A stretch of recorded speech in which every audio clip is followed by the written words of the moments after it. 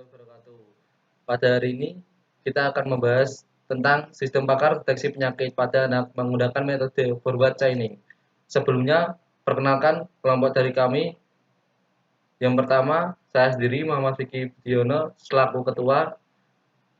Lalu anggota yang pertama Ahmad Jaludin sebagai pembaca materi pertama, yang kedua Muhammad Taufiq Alvin sebagai pembaca materi juga, yang ketiga Rizky Firmansyah juga sebagai pembaca materi.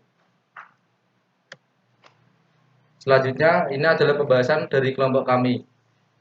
Pertama, latar belakang, yang kedua tujuan, yang ketiga manfaat yang akan disampaikan oleh Muhammad Taufiq Alvin. Yang keempat, metode, yang kelima, cara kerja metode yang akan disampaikan oleh Ahmad Jaludin. Dan yang terakhir, hasil kesimpulan dan saran pengembangan akan disampaikan oleh Rizky Firmansyah.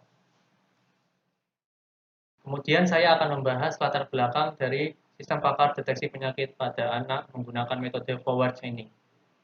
Latar belakangnya yaitu program ini dapat dilatar belakangi dengan perkembangan ilmu kedokteran yang semakin pesat ditandai dengan temuan penyakit-penyakit tropis yang belum teridentifikasi.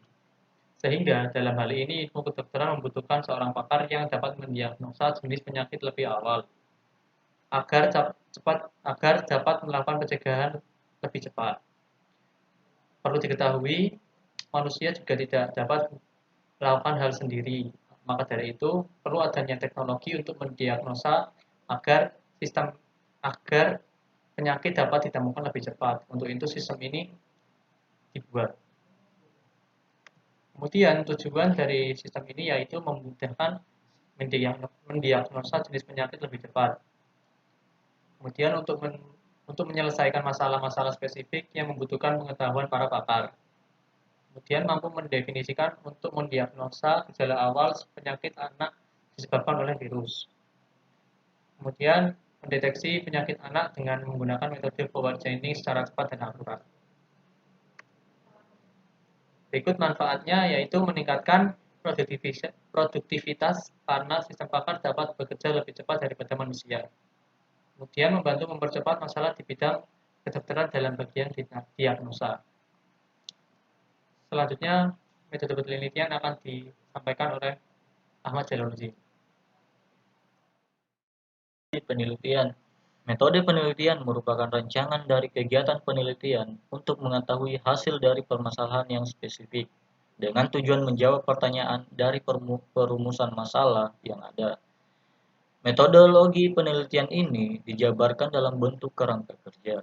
Kerangka penelitian yang digunakan dalam penelitian yaitu mendeskripsikan ruang lingkup masalah, menganalisa permasalahan, mempelajari studi literatur, pengumpulan data, menganalisa data menggunakan metodologi forward chaining, merancang sistem, mengimplementasikan sistem, dan pengujian hasil. Metode penelitian yang kami gunakan ini yaitu metode penelitian yang dilakukan dengan menggunakan metode forward chaining. Metode forward chaining yaitu dengan pelacakan dimulai dari penelusuran semua data dan aturan untuk mencapai tujuan. Metode forward chaining cocok digunakan untuk mendiagnosa awal pada penyakit. Cara kerja metode forward chaining yaitu yang pertama dengan pengumpulan data, yang kedua dengan membentuk tabel keputusan, yang ketiga membangun aturan rule, dan membuat pohon pelacakan. Yang pertama dengan pengumpulan data. Pengumpulan data melalui observasi dan wawancara, kemudian mengenai jenis penyakit anak dan gejala penyakitnya, dan pengobatan dini anak. Membentuk tabel keputusan. Tabel keputusan digunakan untuk membuat suatu pola atau rancangan dari data yang telah dikumpulkan. Membangun aturan rule.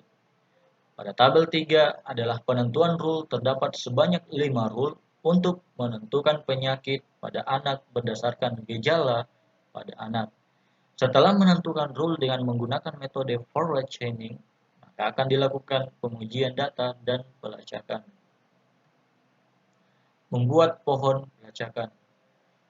Pohon pelacakan dibuat agar proses yang telah dibuat dapat dimuat dari sekumpulan data yang cocok, kemudian diambil kesimpulannya. Hasil identifikasi. Hasil dari penelitian terdapat dua hasil, yaitu data penyakit dan data gejala. Yang pertama data penyakit. Data penyakit di sini ada beberapa. Yang pertama diare, kejang, demam, bronkopneumonia, asma, dan cacingan. Yang kedua data gejala. Di sini ada beberapa. Yang pertama lesu, nafsu makan berkurang, kram pada perut, perut kembung, demam, muntah, batuk, pilek, pucat, sering sakit pada perut, dan lain-lain. Saran pengembangan program. Saran pengembangan program menurut saya tidak hanya mendiagnosa penyakit dari anak-anak, melainkan juga mendiagnosa penyakit yang melibatkan seluruh warga, yaitu orang tua dan penyakit yang menyebarkan virus untuk orang lain, tidak hanya anak-anak saja. Dan juga sebaiknya sistem ini memiliki solusi untuk diagnosa yang terkait pada pasien. Sekian, saya kembalikan ke moderator. Tadi presentasi dari kelompok kita.